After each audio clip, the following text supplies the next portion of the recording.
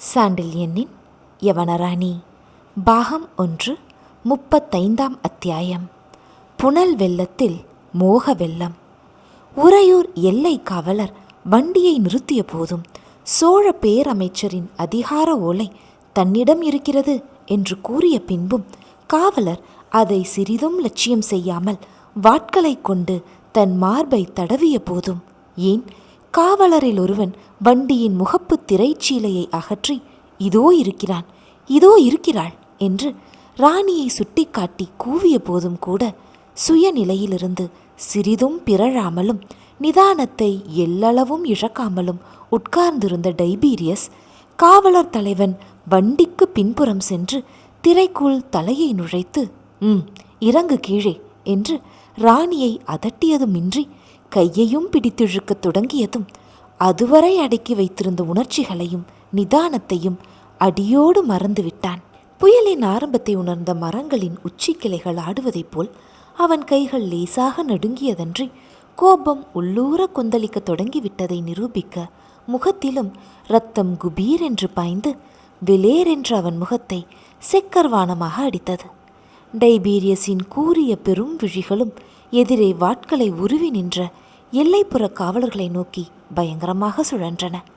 அந்த நேரத்திலும் புறவிகள் கடிவாள கயிறுகள் தன் கைவசமே இருப்பதையும் அவற்றை பறித்து கொள்ளாமலே சோழ வீரர்கள் தங்கள் அலுவலில் கவனமாயிருப்பதையும் உணர்ந்த டைபீரியஸ் அந்த கடிவாள கயிறுகளை ஒரு முறை தளர்த்தி இழுத்தால் புறவிகள் எதிரே நின்றிருக்கும் வீரர்களை சிறிது விழச் செய்து ஊடுருவி சென்றுவிடும் என்பதையும் ஊகித்து கொண்டானாகையால் வண்டிக்கு பின்புறம் சென்று அநாகரிகமாக திரைக்குள் தலையிட்ட காவலர் தலைவனுக்கு அவன் ஜென்மத்தில் அனுபவித்திராத படிப்பினையையும் அளிக்கலாம் என்ற உறுதியுடன் கடிவாள கயிறுகளை கையில் சற்று இறுக்கியும் பிடித்தான்.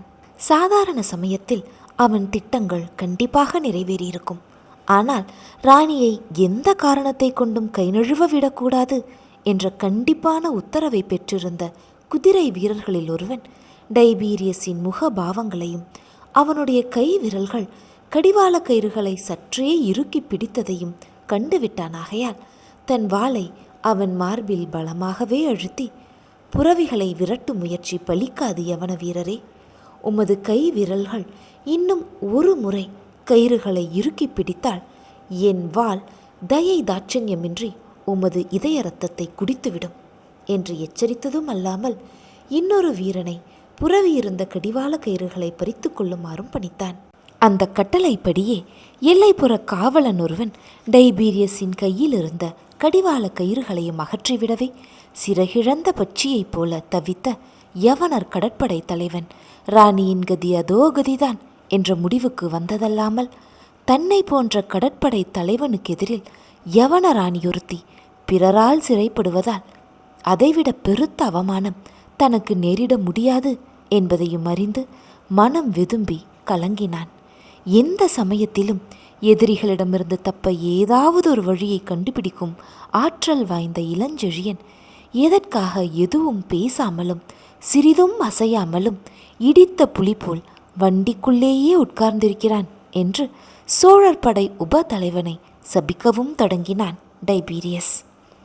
டைபீரியஸின் இந்த மன சஞ்சலத்தையோ காவல் வீரர்களின் துராகிருத செயலையோ சிறிதும் கவனிக்காமல் வண்டிக்குள்ளேயே உட்கார்ந்திருந்த இளஞ்செழியனின் செயலற்ற நிலையை கண்டு வெகுண்ட டைபீரியஸ் சோழர் படை உப தலைவனால் தனக்கோ ராணிக்கோ அந்த சமயத்தில் எந்தவித உதவியும் கிடைக்காது என்ற தீர்மானத்துக்கு வந்தான். அவன் தீர்மானம் சரி என்பதை உணர்த்த ஏற்பட்ட அடுத்த நிகழ்ச்சி ஒருபுறம் டைபீரியஸ்க்கு எல்லையற்ற மகிழ்ச்சியை அளித்தாலும் மற்றொரு புறம் விவரிக்க இயலா வியப்பும் அளித்தது. ராணியை பிடித்திழுத்து கீழே இறக்க திரைசீலைக்குள் தலையை நுழைத்த காவலர் தலைவன் ஒரு கணம் ஏதோ சிந்தித்துவிட்டு வண்டிக்குள் ஏறிக்கொண்டு சிறிது நேரத்துக்கெல்லாம் வண்டியின் முன்புற திரை சீலையை விலக்கி தலையை வெளியே நீட்டி வண்டியை மறித்து நின்ற குதிரை காவலரை நோக்கி, டேய், இவரிடம் ஏதோ ஓலை இருப்பதாக சொன்னாரே, அதை வாங்கி படியுங்கள் என்று உத்தரவிட்டான். அந்த ஓலையை பற்றி நமக்கென்ன கவலை தலைவரே, நமக்கும் தான் உத்தரவு திட்டமாயிருக்கிறதே என்றான் வீரர்களில் ஒருவன். வண்டிக்குள் திடமாக அமர்ந்துவிட்ட காவலர் தலைவனின் பதிலும் திட்டமாகவே வெளிவந்தது. சொல்கிறபடி செய். நமது உத்தரவைப் போலவே இவர்கள் அதிகார ஓலையும் திடமானதாயிருந்தால் பேரமைச்சரின் சீற்றத்துக்கு நாம் இலக்காக வேண்டியிருக்கும் என்றான் காவலர் தலைவன். காவலர் தலைவனுக்கு அத்தனை நேரம் ஏற்படாத ஞானோதயம் திடீரென ஏற்பட்டதைக் கண்டு வியந்த டைபீரியஸ் சந்தர்ப்பத்தை நழுவவிடக்கூடாது என்ற காரணத்தால், இதை பற்றி அனாவசிய சர்ச்சை எதற்கு, ஓலையை தருகிறேன் பாருங்கள் என்று தன் கச்சையில் இருந்த ஓலையை எடுத்து எதிரே நின்ற வீரனிடம் நீட்டாமல் தன் பக்கத்தில் தலையை நீட்டிக் கொண்டிருந்த காவலர் தலைவனிடமே நீட்டினான். காவலர் தலைவனும் உள்ளிருந்து எழுந்து திரை சீலைக்கு முன்பு வந்து டைபீரியஸின் பக்கத்தில் வண்டியொட்டும் முகப்பு மனையில் அமர்ந்து ஓலையை வாங்கி ஒரு முறைக்கு இருமுறையாக படித்தான். பிறகு ஒரு வினாடி யோசித்துவிட்டு, சரி, இவரிடம் இருக்கும் வாளை அகற்றுங்கள், அந்த கடிவாள கயிறுகளை என்னிடம் கொடுங்கள், வண்டியை நான் ஓட்டி வருகிறேன், காவலுக்கு 2 இருந்தால் போதும், மற்றவர் முன் சென்று பேரமைச்சரிடம் இவர்கள் சிறைப்பட்டதை அறிவியுங்கள் என்று கூறி காவல் வீரன் கையிலிருந்து கடிவாள கயிறுகளை தன் கையில் வாங்கி கொண்டான். டைபீரியஸின் உள்ளத்தில் மீண்டும் கவலை படர்ந்தது. பேரமைச்சரின் அதிகார ஓலையைக் கண்டு காவலர் தலைவன் பயந்து தங்களை போக விடுவான் என்ற எண்ணத்தில் மண் விழுந்ததன் விளைவாக அவன் இதயத்தில் கவலையுடன் கோபமும் வியப்பும் கலந்து விளையாடவே டைபீரியஸ் கேட்டான், காவலர் தலைவரே, ஓலையை படித்தீரல்லவா? 1 முறை 2 முறை படித்தேன் என்றான் காவலர் தலைவன் எரிச்சலுடன். இந்த நாட்டில் எங்கு வேண்டுமானாலும் செல்ல, யாரை வேண்டுமானாலும் அழைத்து செல்ல அந்த ஓலை எனக்கு அதிகாரம் அளிக்கிறது என்றான் டைபீரியஸ். உண்மை என்றான் காவலர் தலைவன். அப்படி இருந்தும் ஏன் எங்களை போகவிடாமல் மறுக்கிறீர் என கேட்டான் டைபீரியஸ். உங்கள் ஓலையைப் போலவே என்னிடமும் ஒரு ஓலை இருக்கிறது, வேண்டுமானால் படித்து பாருங்கள் என்று காவலர் தலைவன் தன் மடியிலிருந்து ஒரு ஓலையை எடுத்து டைபீரியஸிடம் கொடுத்தான். அந்த ஓலையை வாங்கி படித்த டைபீரியஸ் முகத்தில் எள்ளும் கொள்ளும் வெடிப்பதை கவனித்து சற்று உறக்கவே நகைத்த காவலர் தலைவன், அந்த ஓலையும் யாரை வேண்டுமானாலும் எங்கு வேண்டுமானாலும் கொண்டு போக எனக்கு அதிகாரம் அளிக்கிறது இல்லையா என்றான். ஆம். டைபீரியஸின் வறண்ட குரல் சற்று அதிக வறட்சியுடனே ஒலித்தது. அதனால் உங்களை கொண்டு போகிறேன் உறையூர் சிறைசாலைக்கு. உங்களை எங்கு வேண்டுமானாலும் கொண்டு போக ஓலை அதிகாரம் அளிக்கிறதல்லவா என்று கேட்ட காவலர் தலைவனின் ஏளன குரல் முன்னை விட அதிக ஏளனத்துடன் ஒலித்தது. உணர்ச்சிகளின் மிகுதி, கோபத்தின் உச்சம், ஆத்திரத்தின் எல்லை, இவை 3ம் வாய்க்கு பூட்டு போட்டு விட்டதால் அதற்கு மேல் ஏதும் பேசாமல் உட்கார்ந்து விட்டான் யவனர் கடற்படை தலைவன். டைபீரியஸ்க்கு காவலர் தலைவன் பேச்சும் அந்த பேச்சில் துணித்த ஏளனமும் வேப்பங்காயாய் இருக்கவே, இந்த தமிழர்கள் எல்லோருமே விஷமிகள் போல் இருக்கிறது என்று மனதிற்குள்ளேயே எண்ணமிட்டான். டைபீரியஸிடம் தன் ஓலையை காட்டிய பிறகு அதை திரும்ப கூட பெற்றுக்கொள்ளாமல் வீரர்களில் மற்றவரை பேரமைச்சரிடம் ஓடி செய்தி சொல்லவும் 2 மட்டும் வண்டியின் முன் செல்லவும் பணித்த காவலர் தலைவன் குதிரைகளின் கடிவாள கயிறுகளை தளர்த்தி பின்பு இழுத்து அவற்றை அரை ஓட்டத்தில் செலுத்தினான். அப்படி சிறிது தூரம் சென்றதும் பொழுது புலருவதற்கான அறிகுறிகள் எங்கும் தோன்றலாயின. உறையூரையும் புகாரையும் பிணைக்கும் நெடுஞ்சாலையின் 2 மருங்கிலும் உள்ள பெரிய மரங்களில் இரவில் உறங்கிய புள்ளினங்கள் சில காலை வரவை உணர்த்த பெரும் சத்தமிட்டன. மற்றும் சில மரப்பொந்துகளிலிருந்து வெளிவந்து ஆகாயத்தில் ஏதோ ஒரு மூலையை நோக்கி பறந்தன. எல்லைப்புற கோடியில் உள்ள வீடுகளில் உள்ள கோழிகள் மந்திர ஸ்ருதியில் கரகரப்புடன் அருணனுக்கு திருப்பள்ளி எழுச்சி பாடின. கீழ்வானமும் மெல்ல மெல்ல வெளுக்கத் தொடங்கியது. அதை பார்த்த காவலர் தலைவன் காவலுக்கு வந்த 2 வீரர்களையும் நோக்கி, நீங்கள் 2வரும் நேராக அரண்மனைக்கு செல்லுங்கள், நான் இந்த பாதை வழியாக வருகிறேன் என்று கூறினான். ஏன் தலைவரே என்று வினவினான் வீரர்களில் ஒருவன் சற்று சந்தேகத்துடன். அந்த சந்தேகத்தை கவனித்த காவலர் தலைவன் முகத்தில் கோபம் சுடர்விட்டு எரியவே, காரணம் என்னையா கேட்கிறாய்? உத்தரவிட்டவர்களை கேள். மன்னரின் எல்லைப்புற மாளிகைக்கு ராணியை அழைத்து வரும்படிதான் எனக்கு உத்தரவு என்று அவன் கூறினான். உள்ளே எழுந்த கோபத்தின் உக்கிரத்தை குரலிலும் ஓரளவு பாய்ச்சி. அதற்கு மேல் காவலர் தலைவனை எதிர்த்து நிற்க சக்தியற்ற வீரர்கள் இருவரும் அவன் உத்தரவுப்படியே அரண்மனை சாலையில் புரவிகளை நடத்தி சென்றார்கள். இப்படி அந்த இரு காவலரும் சென்றதும் அந்த மூடு வண்டியை பக்கத்து பாதையில் இறக்கி சிறிது நேரம் உறையூர் எல்லைப்புற மாளிகையை நோக்கி ஓட்டிய காவலர் தலைவன் பிறகு எந்த காரணத்தாலோ வேறு பக்கம் திரும்பி நெடுஞ்சாலை பகுதிக்கு வந்தான்.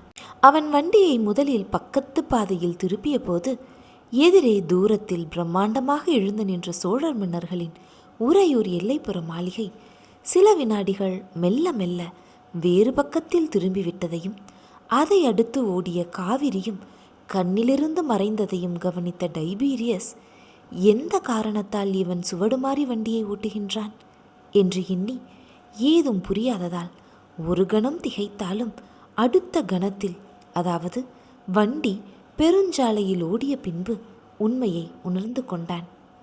பெருஞ்சாலையில் ஏறி வண்டி சிறிது தூரம் சென்றதும் ஒரு புறமாக வண்டியை நிறுத்து என்று உள்ளிருந்து வந்த சோழர் படை உப தலைவனின் அதிகார குரல் ஓரளவு உண்மையை டைபீரியஸ்க்கு விளக்கியது.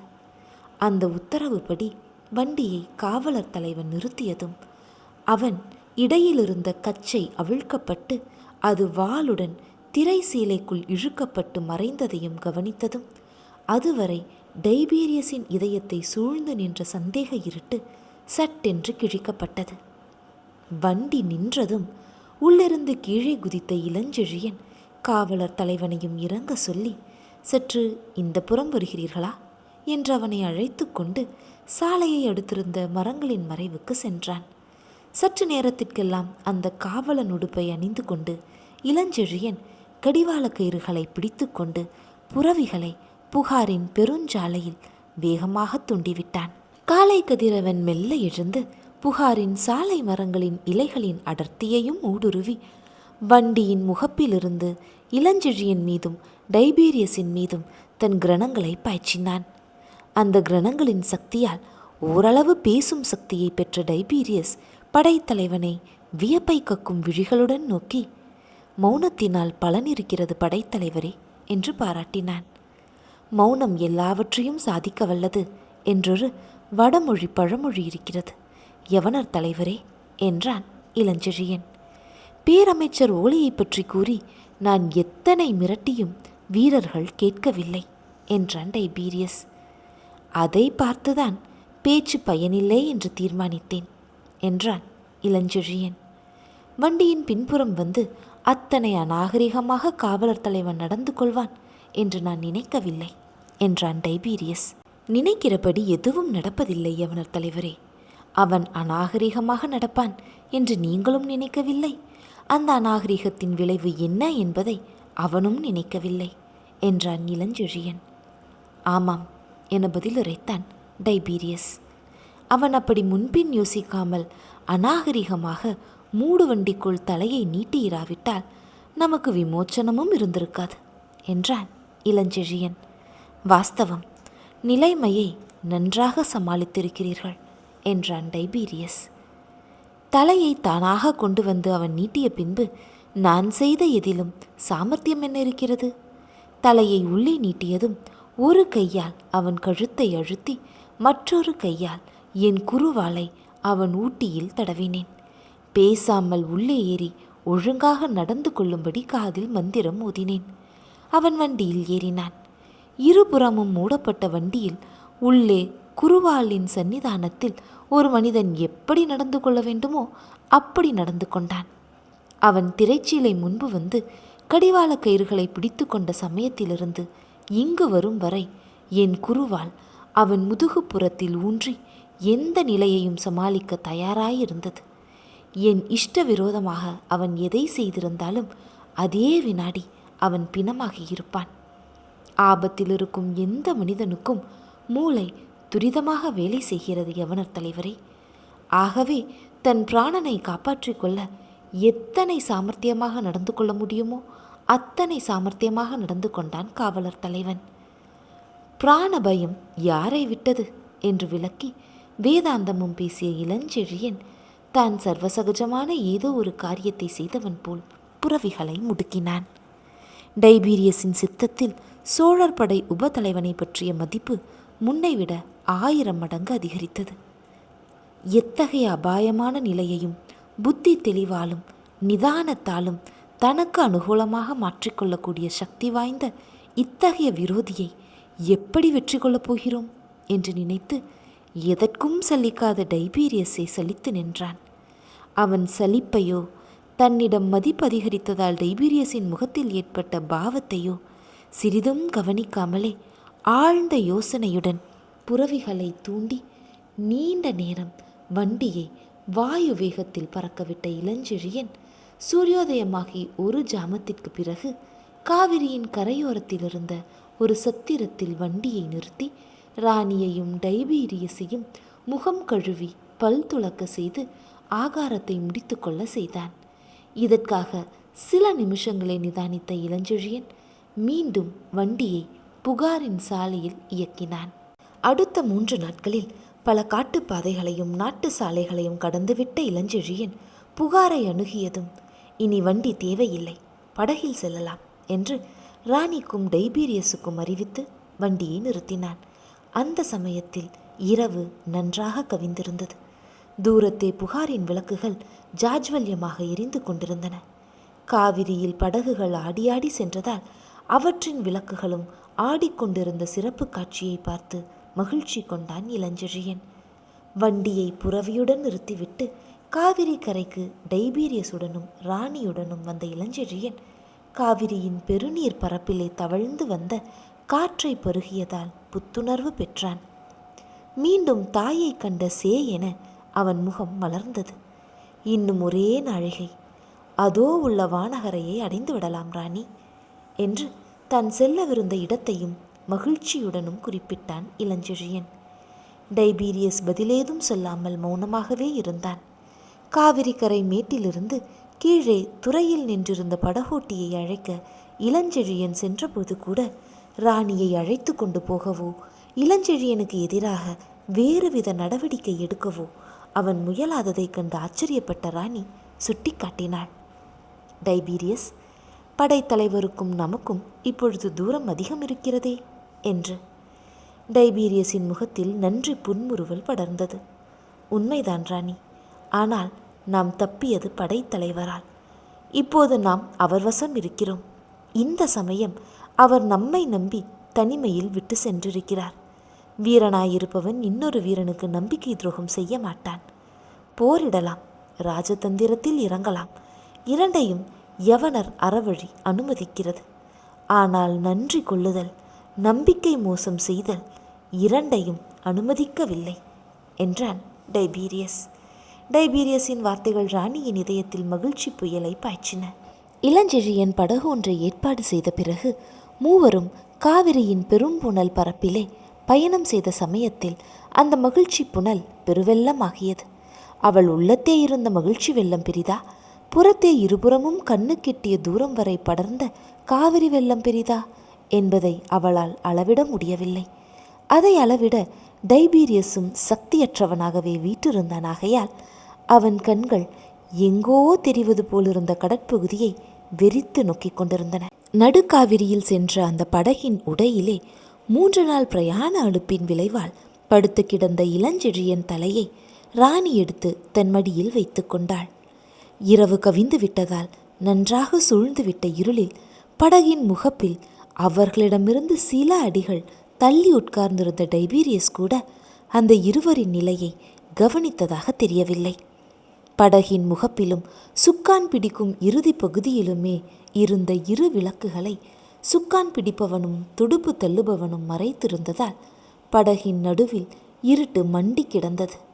அந்த இருட்டிலே ராணியின் மடியிலே, மடியை நிர்மாணித்த மலர் தூண்களிலே கிடந்த இளஞ்செழியன் தலை ஒருமுறை புரண்டதால் படகின் 2 புறங்களை தாக்கிய காவிரியின் அலைகளைப் போலவே உணர்ச்சி அலைகளும் ராணியின் இதய ஓரங்களை தாக்கின.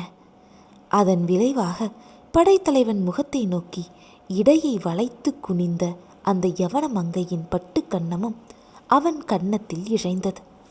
ஜாதி மல்லிகையின் வாசனையைப் போல் இயற்கையாகவே அவள் உடலிலிருந்து எழுந்த வாசனையை அவன் சற்று முன்பாக கழுத்தில் தடவியிருந்த யவன நாட்டு மலர் துளிகளின் சுகந்தம் அதிகப்படுத்தியது.